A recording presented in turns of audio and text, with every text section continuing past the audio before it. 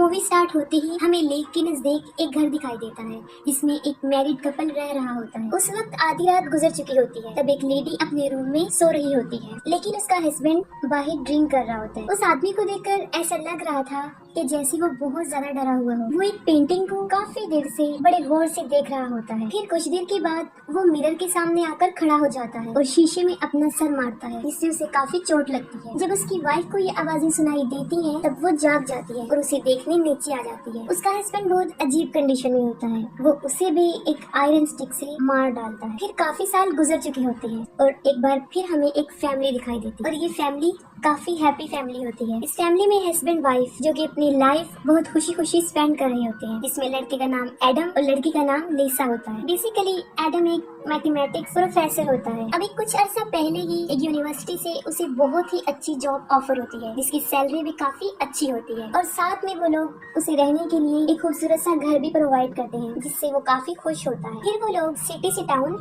उस घर में आकर शिफ्ट हो जाते हैं। दूसरी तरफ मेलिसा प्रेग्नेंट होती है, जिसकी वजह से वो दोनों बहुत खुश होते हैं। इस बात को लेकर उन दोनों के दरमियान काफी डिस्कशन होती रहती थी कि वो बेबी बॉय होगा या फिर गर्ल। अगर बेबी बॉय हुआ तो उसका नाम एडम जूनियर रखा जाएगा और अगर बेबी गर्ल तो उसका नाम लीजा जूनियर। वो लोग अपनी लाइफ में बहुत खुश होते हैं और मजीद इस घर की वजह से उनका घर बहुत ही खूबसूरत और काफी बड़ा होता है और वो लोग अपने बेबी के लिए उसका रूम भी चूज कर लेते हैं। और उसी दिन लीसा की बहन विकी ने उनके लिए एक गिफ्ट भेजा होता है और उसमें एक माइस्टीरियस बॉक्स होता है। एडम उस बॉक्स को ओपन करने की काफी कोशिश करता है, लेकिन वो उससे नहीं खुलता, जिससे वो उन्हें लगता है कि शायद विकी ने उनके साथ कोई मजाक किया हो। मगर फिर भी वो उस बॉक्स को रख लेते हैं और अगले दिन एडम अपने काम पर चला जाता है। लेकिन जाने से पहले वो लिसा को कुछ इंस्ट्रक्शन देता है कि वो अपना ख्याल रखेगी और वो वेट भी नहीं उठाएगी, खास तौर पर बेबी क्रिब, क्योंकि अभी तक उन्होंने बेबी के रूम की सेटिंग नहीं की थी। और वो ये भी कहता है कि हम दोनों मिलकर उसे सेट कर लेंगे। लेकिन जब एडम चला जाता है तब लिसा खुद को बहुत ज्यादा बिजी कर लेती है। वो बेबी रूम की काफी सेटिंग कर लेती है, इवन के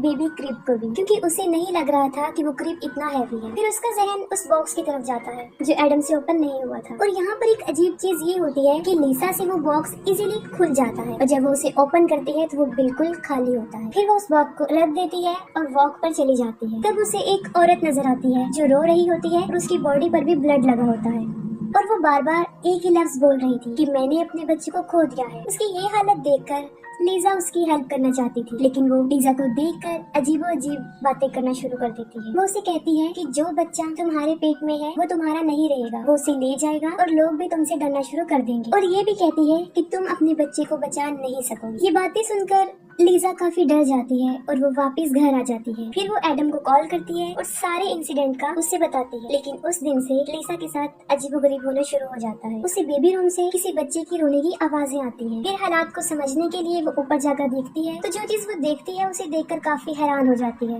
वो देखती है कि बेबी क्रिब में एक बच्ची लेटी हुई है। उसे कुछ समझ नहीं आ रही होती कि ये क्या हो रहा है, क्योंकि ये कोई ख्वाब नहीं होता बल्कि हकीकत होती है। और फिर जैसे ही वो उस बच्ची को गोद में उठाती है तब उसका चेहरा अचानक से बदल जाता है और इसके बाद लीजा अपने होश खो बैठती है। और शाम को जब एडम घर वापस आता है तो वो देखता है कि लीजा काफी जख्मी हुई है और उसका काफी खून भी निकल चुका होता है। वो फौरन उसे हॉस्पिटल लेकर जाता है। फिर लीजा तो बच जाती है, लेकिन उसका मिसकैरेज हो जाता है। और इससे भी ज्यादा अफसोसनाक बात ये होती है जब डॉक्टर उसे बैड न्यूज सुनाती है कि लीजा अब कभी भी मां नहीं बन सकेगी और शायद उसका मिसकैरेज कोई हैवी चीज उठाने से हुआ है, जिससे एडम को ये लगता है कि शायद ये बेबी क्रिब की वजह से हुआ। और उसने लीजा को मना किया था, लेकिन उसने उसकी नहीं मानी। ये बात सुनकर लीसा की बहन विकी भी उनके घर आती है और वो ये डिसाइड करती है कि वो कुछ दिन लीसा के साथ ही रहे ताकि लीसा जल्दी से अपनी नॉर्मल हालत में वापस आ जाए। इस वाक़ये के बाद एडम कई मर्तबा लीसा से ये पूछने की कोशिश करता है कि ऐसा क्यों हुआ और उस दिन ऐसा क्या हुआ था, क्या उसने वाकई कोई हैवी चीज उठाई थी। जिसके जवाब में लीसा उसे सच बता देती है, वो जंगल वाला इंसिडेंट, वो स्ट्रेंज वुमेन, फिर बेबी के रूम से बच्ची के रोने की आवाजें और वहाँ पर उस छोटे बच्चे का मिलना। और जैसे ही उस बच्ची को गोद में उठाया उसे कुछ भी याद नहीं रहा, क्योंकि तब वो अपने होश खो बैठी थी। यहाँ पर एक बात तो क्लियर हो जाती है कि उनके साथ कुछ अजीबो गरीब हो रहा था। और साथ में एडम को वो मिस्टीरियस बॉक्स भी मिल जाता है जो इजीली ओपन हो रहा था। तब एडम लीसा को बताता है, जिस पर वो कहती है कि इस बॉक्स को तो मैंने उसी दिन खोल लिया था जब ये वाकया पेश आया। और फिर वो विकी से पूछते हैं कि उसने उन्हें ये बॉक्स क्यों दिया जो पहले तो नहीं खुल रहा था और अब खुल चुका है और खाली भी है। जिस पर वो कहती है कि ये मैंने किसी घर की आइटम्स की सेल पर खरीदा था और मैंने इसको लिसा को गिफ्ट कर दिया। लेकिन रियलिटी तो ये होती है कि उस बॉक्स ने पहले तो बेकी को अट्रैक्ट किया और फिर लिसा को, तभी तो उसने ये बॉक्स ओपन कर लिया था। लेकिन उन लोगों को इसके बारे में कोई आइडिया नहीं होता और फिर नॉर्मल लाइफ चलती रहती है। और फिर कुछ दिन गुजर जाने के बाद लिसा को अपने घर से कुछ महसूस होना शुरू हो जाता है जिसे वो बता भी नहीं सकती थी। जैसे अक्सर घर के मिरर्स में लिसा का रिफ्लेक्शन काफी अजीबोगरीब बिहेव करता। और एक सुबह जब बेकी और लिसा योगा कर रहे होते हैं तब एक बार फिर लिसा को किसी बच्चे के रोने की आवाजें आती हैं। इस बात को वो बेकी से भी शेयर करती है। वो काफी डर जाती है और फिर से चेक करने बेबी के रूम में चली जाती है और इस बार फिर बेबी क्रिब में एक बच्ची लेटी होती है, लेकिन अब वो पहले से बड़ी हो चुकी होती है। और अजीब बात तो ये होती है कि वो सिर्फ लिसा को नजर आ रही होती है, बेकी को नहीं। फिर वो अपनी बहन को एक्सप्लेन करती है कि वो नॉर्मल है और वो वाकई एक बच्ची को देख रही है। फिर रात को एडम देखता है कि लिसा अपने बेड पर नहीं है। वो उसे देखने के लिए जाता है तब लिसा उसे फायरप्लेस के पास खड़ी हुई मिलती है जो कि एक पेंटिंग को मुसलसल घूर रही होती है। वो एडम को बताती है कि हमारे साथ कुछ अजीब हो रहा है क्योंकि जब हमारे साथ हादसा पेश आया तब ये पेंटिंग ऐसी नहीं थी और अब ये पेंटिंग बिल्कुल बदल चुकी है। क्योंकि पहले उस पेंटिंग में ये था कि 4 बच्चे खेल रहे थे और उन्हें एक औरत बैठकर देख रही थी, लेकिन अब ऐसा कुछ नहीं हो रहा होता और वाकई ही वो पेंटिंग बदल चुकी होती है क्योंकि वो औरत अब अपने बच्चों की तरफ नहीं बल्कि साइड पर देख रही होती है। और इस बात को सिर्फ लिसा महसूस करती है, एडम नहीं। और वो उसे समझाता है कि तुम अपने बेबी को खो देने की वजह से ऐसी हो गई हो, जिसकी वजह से तुम काफी अपसेट हो और तुम्हारी ऐसी हालत है। और फिर बेकी के साथ भी एक अजीब चीज होती है जब वो नोटिस करती है कि मिरर उसका रिफ्लेक्शन एज इट इज नहीं दिखा रहा और मिरर में नजर आने वाली लड़की बेकी तो बिल्कुल भी नहीं लग रही थी। और फिर देखते ही देखते उसकी रिफ्लेक्शन उसे मारने की कोशिश करती है और उसके दिमाग पर ऐसा असर कर देती है कि वो अपनी बहन को बताए बगैर वहाँ से चली जाती है। लिसा को इस बात का बुरा तो लगता है, लेकिन ये उसके लिए कोई नई चीज नहीं थी, बल्कि ऐसे इंसिडेंट तो उसके साथ हो रही थी। और साथ में उसे हमेशा एक छोटी बच्ची भी दिखाई देने लगी जो उसे मामा कहती थी। लिसा इन सब से तंग आ चुकी होती है। वो एडम को कहती है कि हमारे इस घर में कुछ अजीब है, जैसे कि और वो इवल पावर्स है। और फिर वो कहती है कि आपकी यूनिवर्सिटी में एक प्रोफेसर डॉक्टर क्लार्क है जो कि एक अबनॉर्मल रिसर्चर है, शायद वो हमारी मदद कर सकते हैं। क्योंकि लिसा काफी डरी होती है और एडम उसकी बात मानकर डॉक्टर क्लार्क से मिल लेता है क्योंकि एडम तो इन बातों पर बिलीव नहीं रखता था। और वो डॉक्टर क्लार्क को कहता है कि वो लिसा का शक दूर करे। और जब डॉक्टर क्लार्क उनके घर में आते हैं तो उन्हें काफी अजीब चीजें महसूस होती हैं। असल में डॉक्टर क्लार्क बचपन से ही ब्लाइंड होते हैं, लेकिन उनके पास एक एबिलिटी भी थी, वो बचपन से ही पैरानॉर्मल चीजों को महसूस कर सकते हैं। और वो लिसा को कहता है कि जो भी तुम लोगों के साथ हो रहा है उसकी वजह ये घर नहीं है बल्कि कुछ और ही है। और फिर उसे उस मिस्टीरियस बॉक्स के बारे में पता चलता है और फिर वो ये बात समझ जाते हैं कि एक अननोन इविल पावर थी जो उस बॉक्स में कैद थी और जैसे ही उसे ओपन किया गया तो वो आजाद हो गई और जिसने भी उस बॉक्स को ओपन किया है वो उसके साथ ही है,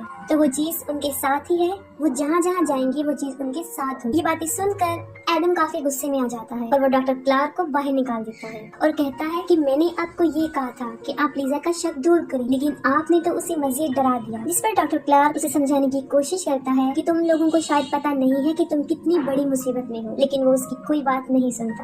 फिर उसी ही रात एडम के साथ कुछ होना शुरू हो जाता है जब उसे एक औरत और एक ओल्ड लेडी नजर आती है। वो दोनों उसे काफी डरा देती हैं और अब तो एडम को पूरा यकीन हो जाता है और वो फिर से डॉक्टर क्लार्क को अपने घर में बुला लेता है और तब डॉक्टर क्लार्क उनकी मदद करने की कोशिश करता है। अपनी इस रिसर्च से उन्हें पता चलता है कि सब कुछ जो पैरानॉर्मल एक्टिविटीज हो रही हैं वो इस घर की वजह से बिल्कुल भी नहीं है और इस सब की होने की वजह वो बॉक्स था, क्योंकि उस बॉक्स में एक अननोन इविल एंटिटी होती है जिसका कोई वजूद तो नहीं होता और ये काफी टाइम से इस दुनिया में रह रही और इसका मकसद सिर्फ अनबॉर्न बेबी का शिकार होता है, यानी बच्चे को इस दुनिया में आने से पहले ही मार देता है। और उसकी बहुत बड़ी मिसाल लिसा थी, उसके साथ भी यही हुआ था और लिसा के साथ कोई वाकया पेश नहीं आया होता, बल्कि उसके साथ इस सब कुछ करने वाली वो इविल एंटिटी थी। यानी हमने देखा कि एडम और बेकी ने उसे खोलने की कोशिश की, लेकिन वो सिर्फ लिसा से ही ओपन हुआ। मींस ये बॉक्स सिर्फ प्रेग्नेंट औरतों से ही खुलता है। बाहर आते ही उस बच्चे को वो मार देता है और जो बच्चे उसे नजर आते थे वो कोई और नहीं था बल्कि वो उसकी अनबॉर्न बेबी की टाइप्स थी